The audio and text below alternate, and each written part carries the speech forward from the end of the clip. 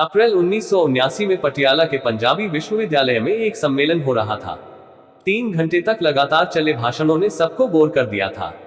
संयोजक खड़े होकर धन्यवाद प्रस्ताव की तैयारी कर रहे थे और वहां मौजूद लोग भी इस उम्मीद में खड़े हो गए थे कि अब लंच का समय आ गया है। तभी अचानक 2 लोग हॉल के पीछे से दौड़ते हुए आए और मंच पर चढ़ गए। उन्होंने भारतीय संविधान के विरोध में नारे लगाए और हवा में कुछ कागज फेंके। फिर वो जितनी तेजी से दौड़ते हुए अंदर आए थे उतनी ही तेजी से दौड़ते हुए बाहर चले गए।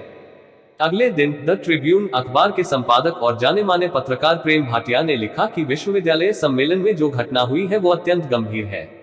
उन्होंने एक शब्द का इस्तेमाल किया, खालिस्तान, जो ट्रिब्यून के पाठकों ने पहले कभी नहीं सुना था।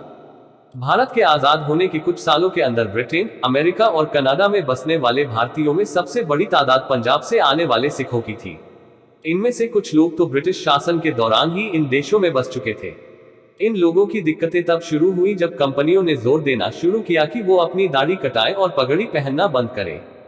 इन लोगों ने अपनी शिकायतें भारतीय उच्चायोग के सामने रखी, लेकिन उच्चायोग ने इस मामले में हस्तक्षेप करने से मना कर दिया और सिखों को सलाह दी कि अपनी शिकायतों के निवारण के लिए स्थानीय प्रशासन से संपर्क करें।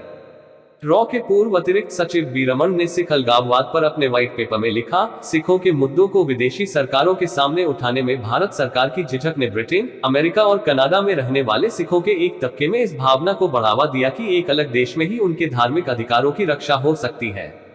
ब्रिटेन के सिख बस ड्राइवरों और कंडक्टरों ने चरण सिंह पंछी के नेतृत्व में सिख होम रूल मूवमेंट की शुरुआत की। इसी तरह अमेरिका के कुछ खुशहाल सिख किसानों ने यूनाइटेड सिख अपील की स्थापना की, लेकिन अधिकतर सिख लोग इन संगठनों से दूर रहे और उन्होंने अलग सिख देश के विचार का समर्थन नहीं किया।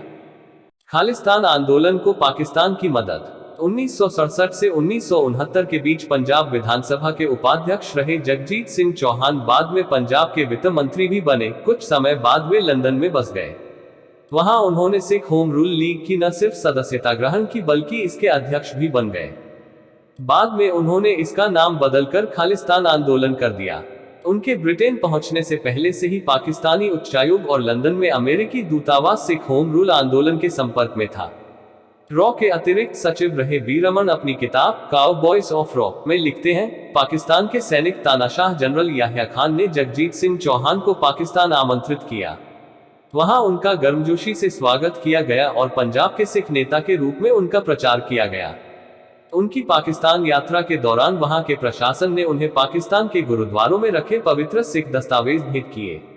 वो उन्हें अपने साथ ब्रिटेन ले गए और अपने आप को सिखों का नेता दिखाने के लिए उनका इस्तेमाल किया।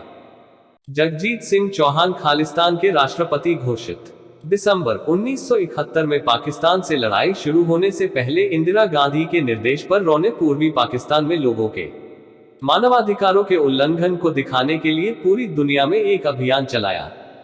CIA और ISI ने इसका जवाब देते हुए भारत में सिखों के मानवाधिकार हनन और विदेशों में रह रहे सिखों की समस्याओं के प्रति भारत के उदासीन रवैये को प्रचारित करना शुरू कर दिया।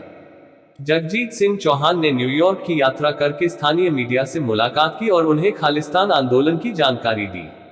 उन बैठकों का आयोजन अमेरिका की राष्ट्रीय सुरक्षा परिषद के सचिवालय के लोगों ने करवाया, जिसका नेतृत्व उस समय हेनरी किसिंजर कर रहे थे।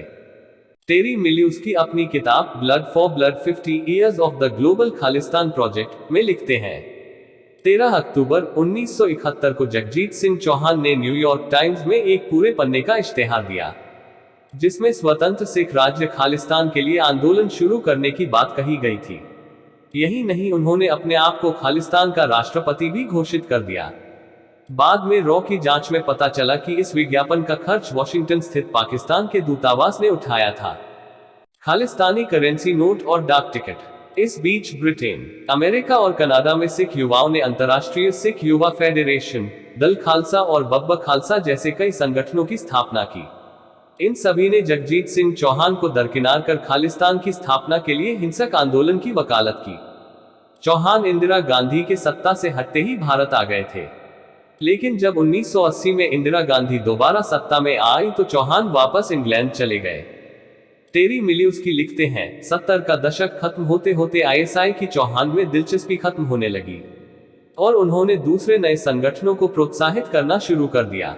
चौहान ने अपने प्रचार अभियान के तहत कनाडा में कथित स्वतंत्र राज्य खालिस्तान के करेंसी नोट और डाक टिकट छपवाए और उनको प्रचारित करने लगे।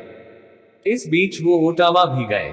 वहां उन्होंने चीनी राजनयिक से मुलाकात कर खालिस्तान आंदोलन के लिए चीन की सहायता मांगी, लेकिन चीनियों ने उनकी बात नहीं मानी। सन 1980 के बाद पाकिस्तान ने उन्हें डाउनग्रेड करना शुरू कर दिया, लेकिन अमेरिका की उनमें दिलचस्पी बरकरार रही। इंदिरा गांधी के दोबारा सत्ता में आने के बाद अमेरिका में एक नया सिख नेता सक्रिय हो गया। उनका नाम था गंगा सिंह धिल्लन।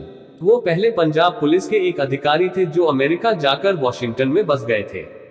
बी रमन लिखते हैं, अमेरिका पहुंचने के बाद उन्होंने कीनियाई मूल की सिख महिला से शादी कर ली थी, जो कि पाकिस्तान के राष्ट्रपति जनरल जिया उल हक की पत्नी की नजदीकी दोस्त थी। अपनी पत्नी की मदद से धिल्लन जनरल जिया का करीबी दोस्त बन गया। उसने वाशिंगटन में ननकाना साहब फाउंडेशन की स्थापना की और अक्सर पाकिस्तान जाने लगा। जिया और धिल्लन का परिवार इतने नजदीक आ गया कि जब भी जिया वॉशिंगटन की यात्रा पर जाते थे तो अपनी विकलांग बेटी उनके साथ होटल में न रहकर धिल्लन परिवार के साथ रहा करती थी।